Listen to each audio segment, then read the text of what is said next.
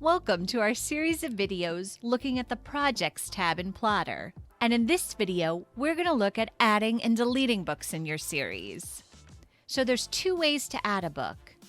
You can simply click on the plus icon under the next book, or the plus icon that appears when you hover next to the book's title.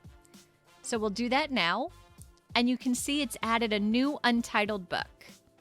To edit the details of the book, just hover over it and click on the pencil icon. You can now add a title, premise, genre, and theme. So we can name this book The Wolf Strikes Back and click Save. And now you can see it's updated our second book. We can also add a cover image. If you go to the image icon, you can either upload a file from your computer or select one you've already uploaded. So let's choose this Father Wolf. And now Father Wolf is on the cover. And if you hover over it, you'll still see the title on the spine, or you can click into the details to see the title. If you'd like to remove the image, simply click on the Remove Image icon.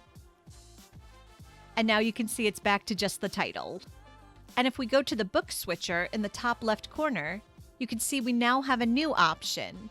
We can go to the Three Little Pigs or for The Wolf Strikes Back. And if we click on the cover of the book, it will take us to a new timeline for this book. And we can add all our details and information here. And if we return to the Projects tab, we can delete our book simply by clicking on the trash can icon above it. And now if we go to the book switcher, we can see you only have the one book for the Three Little Pigs. So that covers adding and deleting books in the project view. If you have any questions, leave them in the comments below and be sure to give the video a thumbs up.